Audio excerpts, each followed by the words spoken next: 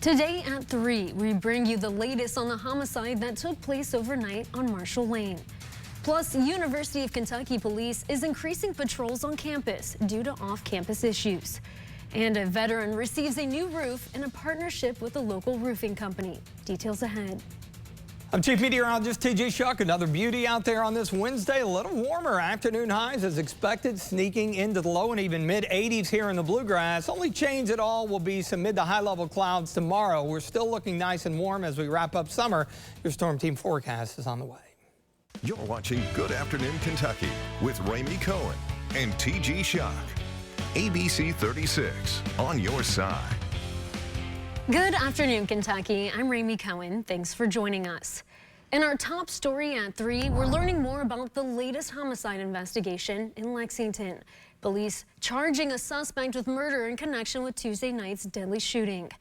ABC 36's Justin Walker spoke with a relative and a neighbor today. He joins us live near Marshall Lane with more.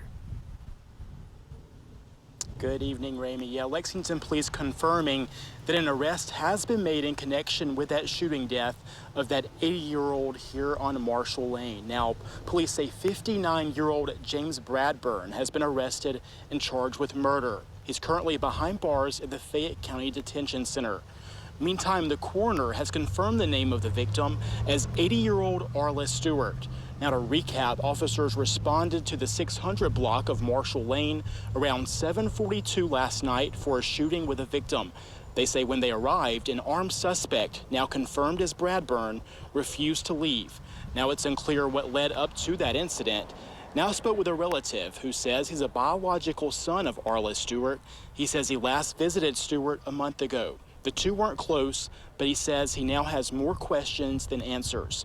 I also spoke with a nearby neighbor who lives close to Marshall Lane. He says it's typically a very quiet neighborhood until last night. See what the outcome is and what happened and maybe why it happened.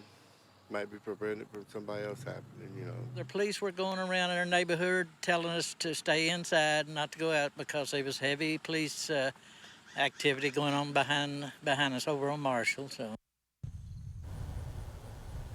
Now, coming up at 5, we'll have much more of our conversations with the victim's son and that nearby neighbor. For now, live near Marshall Lane, I'm Justin Walker for ABC 36 on your side. Thanks, Justin. In Lexington, a home is now damaged after a fire this morning. It happened around 10:30 at a single-family home on Addison Avenue. The fire department says no one was hurt. The investigation into what started the fire continues.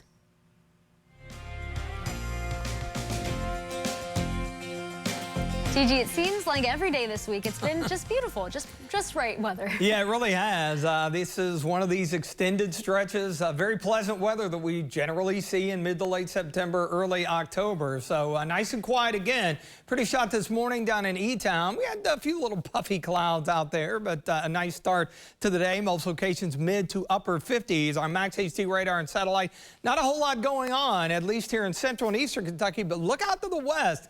We mentioned this yesterday. A little mid to upper level wave that is cruising through the Missouri River Valley. So some rain up and down the Mississippi River, and it's throwing some mid to high level clouds into western Kentucky. This thing is going to try to nudge eastward tomorrow, but it will run into drier air at the surface. But we will probably see some mid to high level clouds, and that's probably going to hold our temperatures back a couple of degrees. It's going to be a big deal, but nevertheless, that'll be really the only change. Our Bluegrass Pace Gear Skyview HD Camera Network, Hicks and Funton Cam, a nice warm 83 is expected. Note the winds. They've been a little breezy out of the southeast at about 10 to 15, so that's pushing our temperatures. Notice how we're more into the upper 70s as opposed to low and mid 70s that we were the first couple of days of the week. 84 Frankfort, 83 here in Lexington.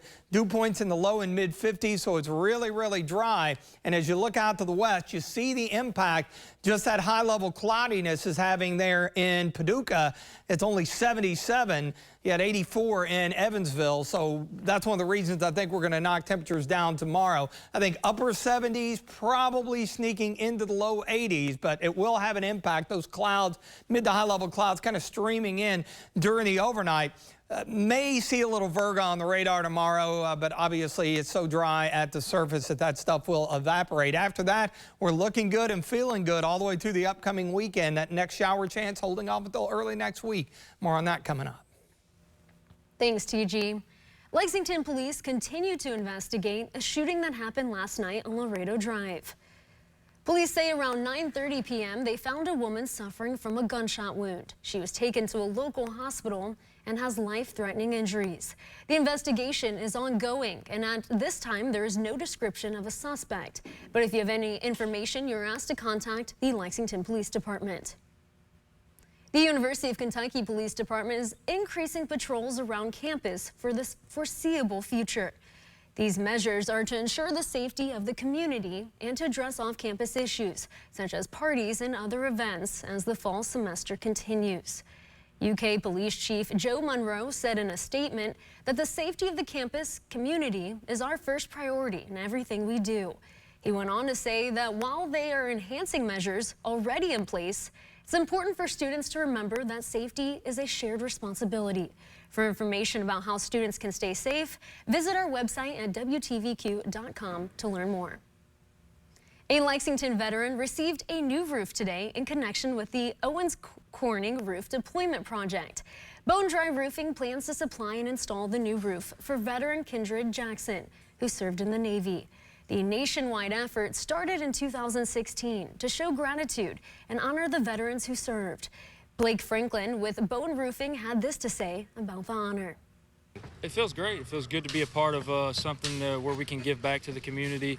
It feels great just to be a part of with Bone Dry and just being able to bless this homeowner with a new roof.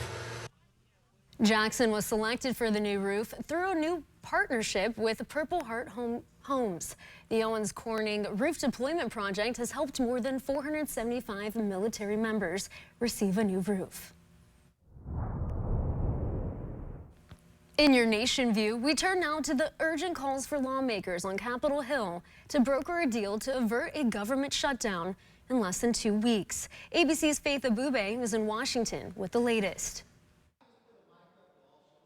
Republican House Speaker Kevin McCarthy scrambling to corral enough members of his own party to pass several spending bills as the clock ticks towards a potential government shutdown. Deep divisions among House Republicans increasingly threatening what could be one of the largest government shutdowns in U.S. history. That is, if lawmakers are unable to approve new funding for government agencies by September 30th. It's not September 30th. The game is not over, so we continue to work through it. And I've been at this place many times before, and we're going to solve this problem. But on Tuesday, House Republicans could not muster the votes to pass their own defense spending bill after 5 hardliners blocked the measure from advancing. Lawmakers now have less than 2 weeks to pass 12 appropriation bills or approve a temporary funding patch called a continuing resolution to keep the federal government running. I thought the era of continuing resolutions was over. Ultra-conservative Republican lawmakers remain steadfast in their demands for deeper spending cuts and stricter border policies, both unlikely to pass the Democratic-controlled Senate or be signed into law by President Biden. The last thing we want to do is go backwards and have a shutdown. Overnight, the White House sounding the alarm about the financial and emotional hardship a shutdown would cause many Americans, including forcing as many as 4 million government workers, along with military troops and law enforcement agents, to work without pay. Money to fund disaster relief could run low, and 10,000 children would lose access to Head Start. We're pulling for the Speaker and hoping we can move forward. And while a shutdown would be devastating, essential government services would continue. Medicare, Medicaid, Social Security, and the U.S. Postal Service would not be impacted. But both Democratic and Republican lawmakers have said they want to avoid a shutdown. In Washington, Faith Abube, ABC News. Still ahead, we have sports with Hallie DeVore as she updates us on the Reds' race for a wild card spot and how Goldman Sachs is predicting oil to rise in price. Keep it here. Another beauty out there on this Wednesday and a touch warmer. Highs here today in the Bluegrass into the low 80s, upper 70s elsewhere. Still looking good. Closing out summer late this week. Your Storm Team forecast is coming up.